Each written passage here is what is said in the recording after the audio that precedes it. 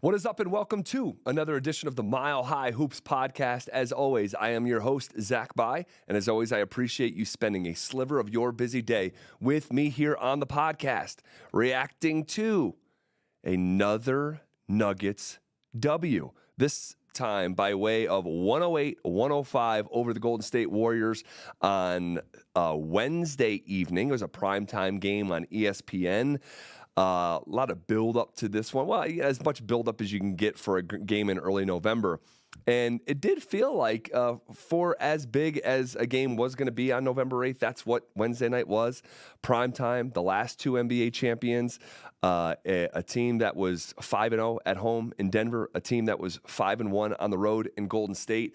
Much better early in the season in that department for Golden State, considering how bad they were outside of the Bay Area a year ago. This was a game that we are not going to spend too much time on today. Just to be honest, if I could peel back the curtain and let you into my life here, I have already been on the air for an hour today at Brothers Barbecue. Shout out, my friends at Brothers Barbecue. Doing a fan war room, covering Nuggets, Avs, Buffs, Broncos, etc. So did that, transition to the podcast here. I'll then transition to my radio show, which is now 4 hours long. And then I'm going to transition to calling DU men's basketball play-by-play against Cal Poly. So that is just a lot of talking, and I already feel myself a little bit weathered, I think is a fair statement, just from life stuff. So we're not going to spend a whole lot of time here today. But I do want to get some thoughts out on the game. A game that was, by the way, not aesthetically pleasing. I mean, it was not some brilliant, sexy, well-played basketball game. Sloppy, rough go, a night where the Nuggets do not shoot 50%, had that streak snapped. They were 41 for 92 from the floor. They shot 31% from three. When it came to free throws, they shot in the 60s. So kind of an ugly game. Let's just dive right into it here. I thought Jokic, by the Jokic's standard, didn't play great. Now, this is where we're at with Jokic, and this is ultimately, I think, the one of the major points of where we're at with one of the greatest players of all time, where 35 points, 13 rebounds, and 5 assists can be looked at as like a B- performance. That is the standard that Jokic has set, which is just so brilliant of a statement.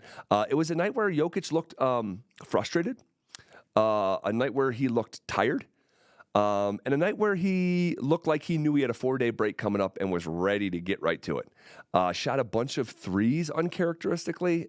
So if Jokic shoots like 5 threes in a game, that's an uptick. He shot 8 of them. Missed his first 6, I believe.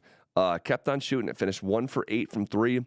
So if you look at his numbers from the floor, he shot 14 to 25, but 7 of those misses are from long distance. And he did have 3 steals, okay? Did have a block, all right? But by Jokic's standards, just like, he looked like a guy that was like, okay, no one else is going to be able to do this. Jamal's not here. And tried to maybe do a little bit too much. But when he was aggressive going to the basket, he was great. Got to the free throw line, shot 10 of those. I will say, I am not used to, how should I say this? Like, the only reason that the Nuggets won that game, not the only reason, but the central reason that the Nuggets won on Wednesday night on ESPN was Jokic. So I don't want to reduce the end of the game down to something that it's not, because you wouldn't even have been in that position were it not for Jokic. But it was unusual for me to see Jokic almost directly cost the Denver Nuggets a game. There's like a minute left. You just need to have a valuable possession. You just can't turn it over. Jokic tried a cross-court pass, like from one side of the court to the opposite corner, and I forget who was over there. Maybe KCP, but I'm almost making that up. So don't take my word for it, because I don't remember and I didn't rewatch the game. But the cross-court pass that he tried that got intercepted by Steph Curry, who goes down and instantly hits a 3. And Jokic ends up going to the free throw line, missing both free throws. Like, I'm not used to seeing those kind of sequences. So it was like one of these things where like, oh, he bleeds too, right? He's a human being too. From the energy standpoint, talking about the threes, the frustration standpoint, and then almost giving the game. I mean, he would have been so upset at himself these next 4 days if the Nuggets somehow lost that basketball game. So, but they didn't. They didn't. They were in the position because of Jokic, and almost gave it back because of Jokic, but they didn't. So the Nuggets, you look now, they're 8-1 in their first 9 games. They're a perfect 6-0 at home. The 8-1 record ties the best start in franchise history. So even on a night where the Nuggets didn't seem to have it, didn't shoot 50%, struggled from 3, struggled from the free throw line. A night where Jokic has more 3-point attempts than turnovers. If you would have told me that ahead of the game, I probably would have loaded up on my Superbook app and bet the Warriors money line, and I would have lost some money. But that didn't happen, thankfully. What I actually did bet, just to peel back the curtain again, was the under.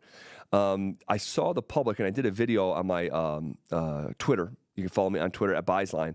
I did a Twitter video for Superbook talking about how 8 out of every 10 people that were betting the total on the game were betting the over 226.5. So 80% of the tickets, the actual wagers were coming in on the over, but almost 70% of the money. So only 20% of people are betting the under, but that was 70% of the money. What does that mean? It means that real professional gambling money was coming in on the under, and the public was betting the over. You got the Warriors and the Nuggets. Of course, they're going to score a bunch of points, right? But the pros. This was a pros versus Joes, like professionals versus public. And we cleared that by more than double figures. Keep an eye out for those. And they're not going to hit every time. It's sports gambling, but I do that, once a week or so.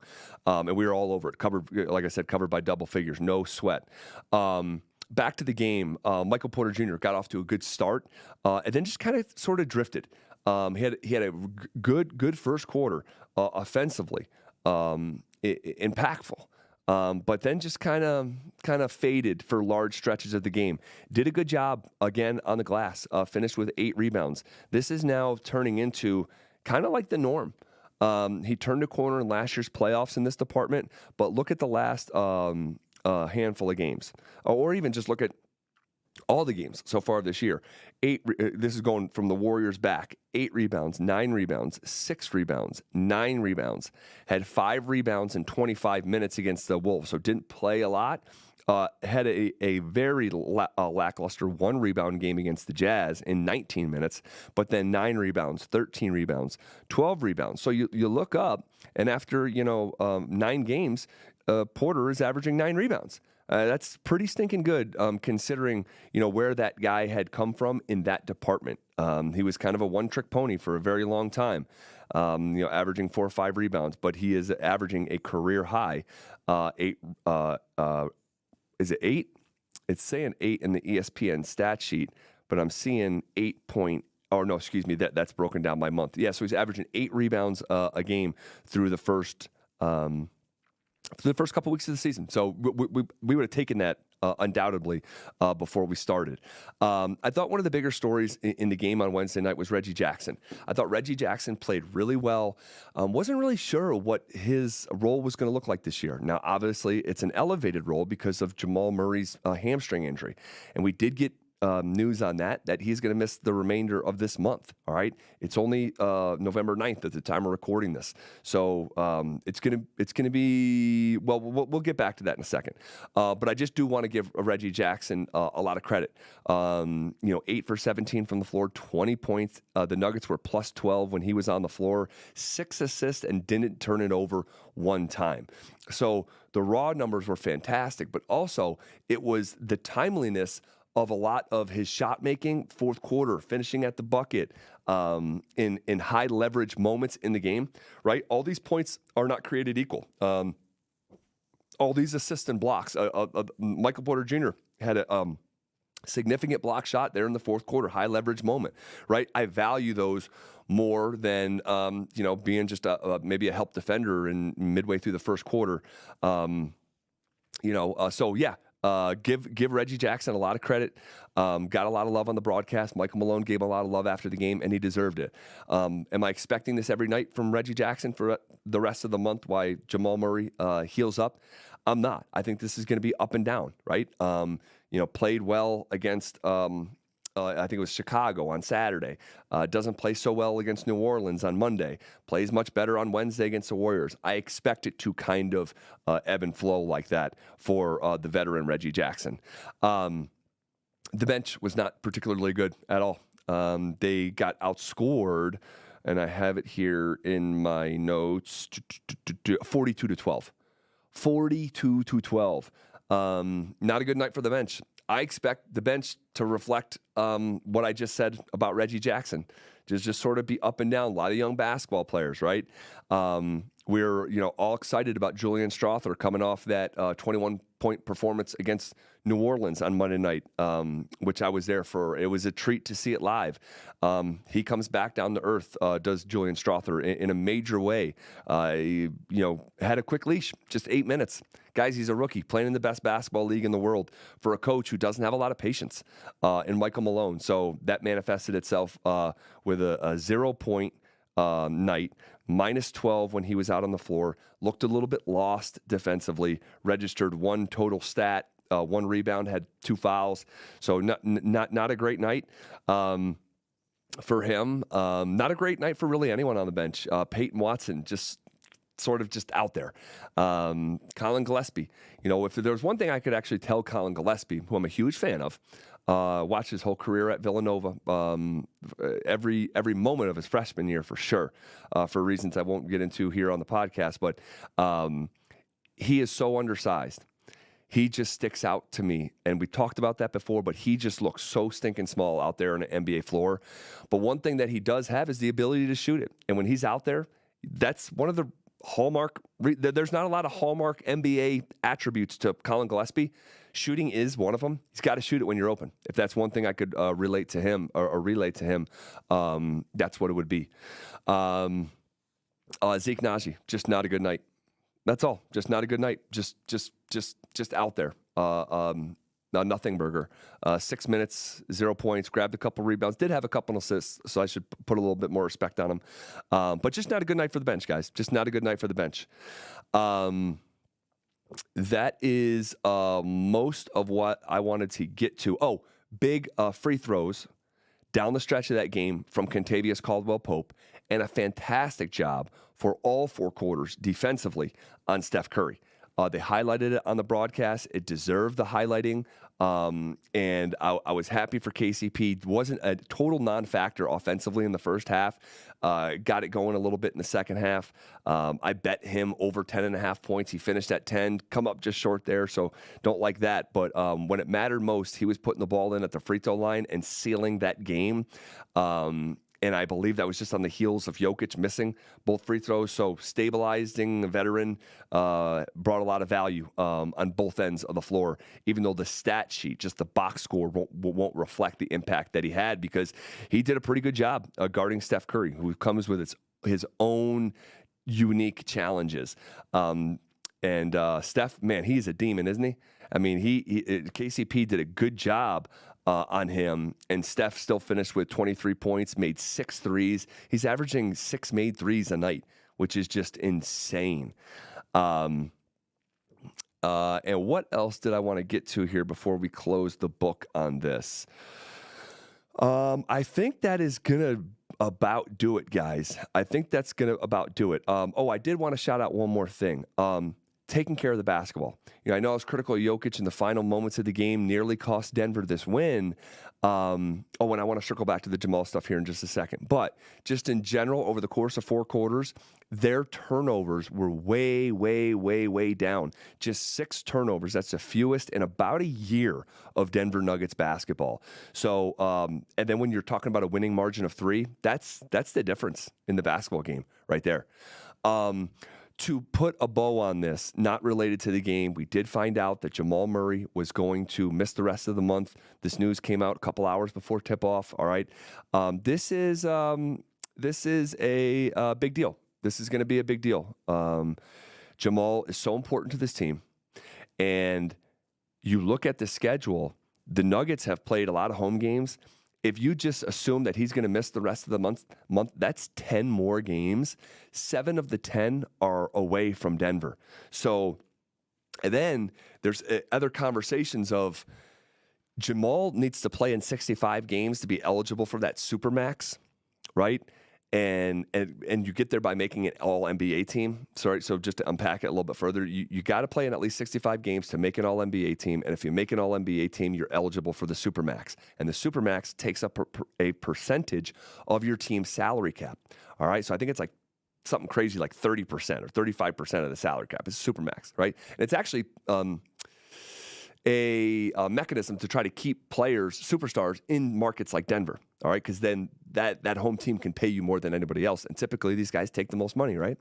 So I think it just should be on our radar just because. Not saying that Jamal wouldn't sign or would go to free agency, anything like that, okay? But making an all-NBA team, making an all-star game, those were questions we had about Jamal coming into the season. And unfortunately, based off the news we got on Wednesday afternoon, evening, I don't want to say slim chance, but the probability certainly went down, and we can just say that. All right, next up is going to be Sunday on the road against the Houston Rockets, all right? And then the next time after that will be Tuesday, home against the Los Angeles Clippers, which is just hilarious. That comes with its own storylines and personalities and history between these two teams, and I look forward to setting the table for that on Tuesday's edition of the Mile High Hoops podcast, and we'll be reacting to what happened on Sunday in the early evening in Houston. And I'll just say this. I always was warned by my former co-host of this podcast, Earl Boykins, who would tell me, be careful, young players in a city like Houston. Houston is known for the nightlife. It's known for strip clubs. And when you're NBA players, particularly on the young side or old, with a pocket full of money, those can be late nights when you play on the weekend, right? You're playing them Sunday. That's going to be a long night probably for a lot of these guys on Saturday. Just something to keep an eye on. On paper, this shouldn't be a contest. The Nuggets should roll. But Houston has won some games here lately. Right? So let's put some respect on their name. They've won 4 in a row after starting 0-3, and they just beat the brakes off the Los Angeles Lakers. So that's a more intriguing matchup than you might think when you got the world champions in Houston against the Rockets. So, all right, we're going to leave it there for now, guys. Please tell a friend about this podcast. Share it with other members of Nuggets Nation. That's the best way to grow this podcast. Follow me on the socials, on my YouTube channel, on Twitter, on Instagram, on all of them. Okay, so hit me up on there. Hit me with some questions, all right? And again, best way to grow this podcast is the grassroots. We've done great through 6 years, but I want to keep pushing. I can't do it without you. We'll leave it there for now, guys. We will check in on Tuesday, and whatever happens on Sunday in Houston, we're going to be talking about it right here on the